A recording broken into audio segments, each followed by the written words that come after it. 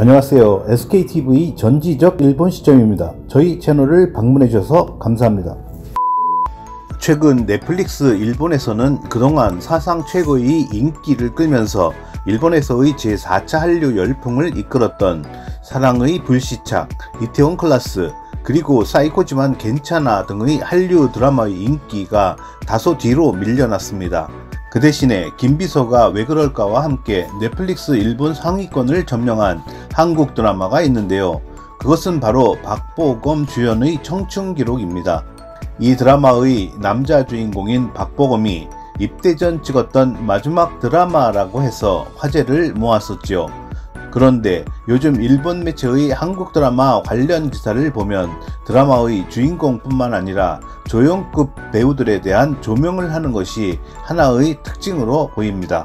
이와 관련 엘르라는 일본 매체에서 청춘기록에서 박보검을 완벽 서포트한 주목할 만한 조연 베스트 3라는 제목의 기사를 보도하였는데, 관련 기사 내용과 이에 대한 일본 반응을 소개해 드리겠습니다. 먼저 기사 내용입니다. 최종회 방송 종료. 청춘기록에서 박보검을 완벽 서포트한 주목할 만한 조연 배우 베스트 3. 박보검의 입대 전 마지막 드라마라고 하여 화제가 되었던 청춘기록이 마침내 최종회를 맞이하며 넷플릭스에서 모든 방송 서비스가 완료되었다. 앞으로는 한 번에 다 볼 수 있는 서비스가 추가되어 더욱더 달아오를 것 같은 드라마로 주의 깊게 볼 조연들을 확인해 본다. 이 기사는 청춘기록 최종회까지의 스포일러가 포함되어 있습니다. 이때다 싶을 때 뒤늦게 나타나는 도련님 해효, 변우석. 부잣집 도련님으로 괴물 부모 느낌이 나는 과잉보호 엄마의 수중에서 그런 줄도 모르고 인기 모델의 주의를 획득한 해효. 혜준이 자기 엄마가 혜연의 집의 가정부인 것을 지나치게 콤플렉스로 생각하지 않았던 것도 혜효가 궁극적으로 좋은 아이였기 때문이다. 그런데도 그 좋은 아이가 경쟁자가 되어 연애에서나 일에서도 한 발 늦어버리는 것이 혜효의 슬픔이기도 해서 한 번쯤은 울던가 화를 내던가 해도 좋았을 텐데 하고 아줌마는 마음 아파했다. 변우석은 187cm의 신장으로 구등신 정도가 아닌가 하는 발군의 스타일의 소유자이다. 단련된 늘씬한 마초 스타일의 남자로 상반신을 드러내며 등장하는 장면이라든가 햇볕이 비추는 가운데 아름다운 필라테스를 하는 모습도 멋있지만, 그러한 남자가 입으면 그냥 인형이 되어버리는 것 같은 오버사이즈 니트의 스타일이 개인적으로는 최고로 멋있다고 생각한다. 미투 시대의 본보기 남자 진우, 권수현. 한남동의 잘생긴 남자 트리오인 미남이면서 익살맞은 데가 있어서 친밀감을 갖게 하는 진우는 혜효 몰래 여동생 해나와 교제 중이다. 예능계를 무대로 갈등하면서 멋지게 꿈을 쫓아가는 두 친구에 비해서 여하튼 해나와의 연애를 중요하게 생각하며 애틋하게 사랑하는 모습을 귀여워하고 생각한 사람도 많을 것 같다.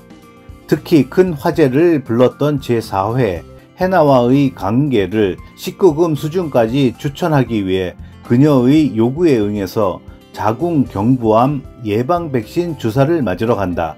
그것도 남자가 맞으면 좋아 라고 하면서 친구 2명을 계몽하여 데리고 간다 라는 흐름에는 마땅히 미투 시대의 남자가 가지고 있어야 하는 모습이 있는 것 같다.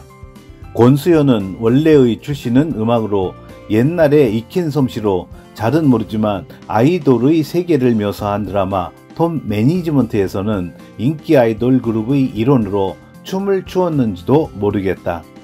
송강호, 공유와 함께 공연했던 2016년의 영화 밀정으로 대한민국 연예대상 신인상을 수상했다. 사고뭉치 톱스타 도하, 김건우. 기본적으로 좋은 사람이 많은 청춘기록 중에서 예외적으로 나쁜 놈으로 등장하는 톱스타 도하다. 첫 회에서 박보검에게 뺨을 때리고 나서 사사건건 잘난 척을 하지만 기본적으로는 전혀 상대를 해주지 않고 거꾸로 드라마의 액션을 구실로 쳐 맞는다든가 해서 그 바보 같은 짓을 미워할 수가 없다. 해준의 전 사무소 사장 이태수와의 멍청한 나쁜 짓 콤비네이션도 최고로 겉으로는 서로 신뢰하는 듯 하면서 마음속으로는 한물간 스타 주제라든가 내 심부름꾼 주제라고 주고받으며 막말 연발로 태수를 곤란하게 하는 모습도 즐겁다. 박서준 주연의 쌈 마이웨이에서 데뷔한 김건우, 그 매력은 상속자들의 톱스타 김우빈과도 닮은 겉모르는 얼굴로 낮에는 엘리트 검사, 밤에는 연속 엽기 살인마라는 이중성을 섬뜩하면서도 묘한 매력이 있게 연기했다. 경찰관을 연기한 라이브에서는 그 도끼를 일체 감추고 오른쪽 뺨의 보조개가 만발한 플랫한 연기가 가능하다는 것도 증명해 보였다. 앞으로가 엄청 기대되는 배우이다. 여기까지 기사 본문 내용이었습니다. 이어서 일본 반응을 전해드리겠습니다. 박보검 팬으로서는 이런저런 모습을 볼 수 있어서 좋았습니다. 지금까지의 박보검의 경험 등을 참고로 하여 만들어진 드라마라고 생각했습니다. 조연을 맡고 있는 배우에게 서포트를 받아서 지금까지의 박보검과는 달랐는데 이것은 이것대로 좋았다고 생각합니다. 분명히 네거티브한 미래를 예감하게 하는 각각의 나레이션이 들어가 있어서 두근두근 하면서 보고 있었습니다만 최종회의 라스트 장면이 별로였습니다. 적어도 무언의 인사만으로 끝났으면 했었는데 담소 장면은 필요 없을 것 같지 않았나요? 거기다가 회수하지 못했던 것이 많이 있지 않나요? 조금 유감이었습니다. 혜준의 엄마가 아주 멋있었습니다. 이런 역을 손예진이 장래에 해주었으면 좋겠어요. 크크. 소꿉친구 3명과 해나와 정하 모두가 행복하지 않아서 속편이 없으면 이상할 것 같아요. 박보검씨 제대하면 책임을 지고 행복한 시즌2 부탁합니다. 청춘기록은 내용면에서 뭔가 달아오르기에 2% 모자란 스토리였다. 화제만 미리 떠들썩했지 박보검답지 않은 오히려 왠지 싫은 느낌이 드는 드라마였다. 이 드라마에서 복무 중의 2년간은 채워지지 않아서 아주 유감이다. 박보검의 상대역인 여배우가 지나치게 일반적인 느낌이라서 달아오를 수가 없었다.